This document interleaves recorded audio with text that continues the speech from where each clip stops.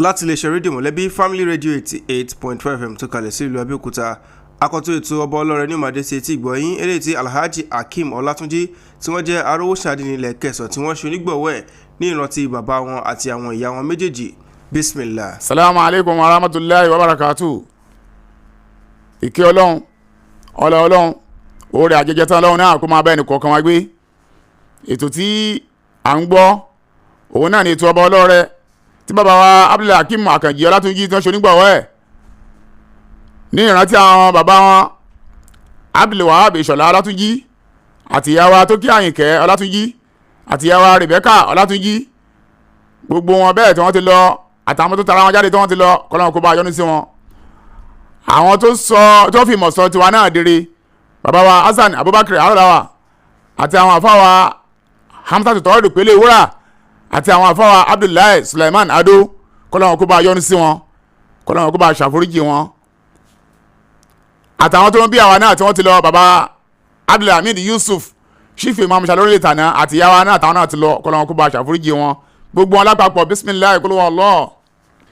Gẹ́gẹ́ bó ṣe já sí pé àyè ò fi bẹ́ẹ̀ gbà wá púpọ̀, òun náà la ṣe máa ń mú wá ní ṣókíṣókí.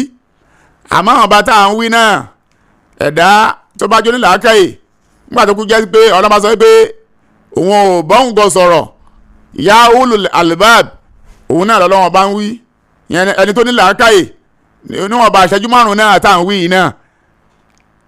Bí yẹn bá ní kan ṣe bó jẹ́ ìkan àbí méjì kò ní ṣàìrí ìdìmú.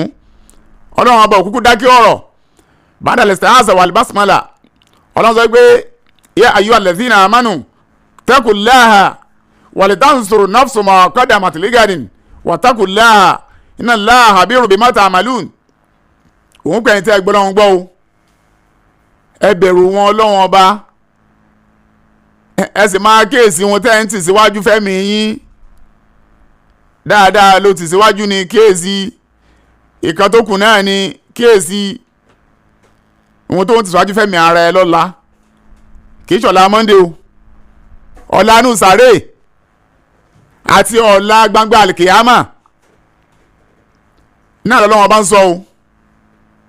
Ó ní ká bẹ̀rù wọn Ọlọ́run bá, dájúdájú wọn Ọlọ́run òun á fún wa nírò gbogbo ohun tá a bá gbélé ayé ṣe. Ṣọ́ra má torí kí tọmọ ẹ lè dáa kó ba tọmọ ọlọ́mọ jẹ́. Ihun tó bá ti síwájú ó padà pàdé ẹ̀ lọ́la. Ayyuhal katib ma taktubu maktuban alayka faj'alil maf'ula khayran wa huwa mardudu ilayk. Gbogbo ìwọ tó mọ gègé tó mọ fi kọ̀ǹgàn, tó mọ gègé tó mọ fi bá tèèyàn jẹ́, tó mọ gègé tó mọ fi competition gbá àyàn ń dì pé ẹ má jẹ́ kó bọ̀ ó ti ń ṣe ti pẹ́ àtoríṣiríṣi àwọn kan burú tá a máa fi gègé kọ.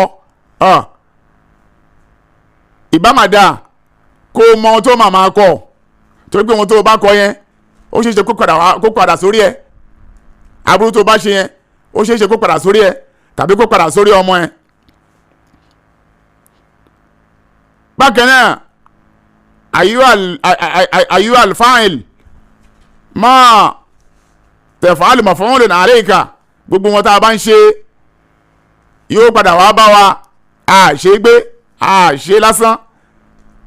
Gbogbo wọn tí a bá ń ṣe pátá ó ń padà bọ̀ wá bá wa ń jọ́ kan o. Ẹ má rò pé bóyá àṣegbé kan wà, kò sí àṣegbé, àṣepamọ́ ni. Má tó ṣe gbé bá ti wà yìí àwọn màláíkà méjèèjì yẹn wọn ò jìnnà sí wa àti Rakib tí kan bẹ lọ́tún tí kan bẹ lọ́sì.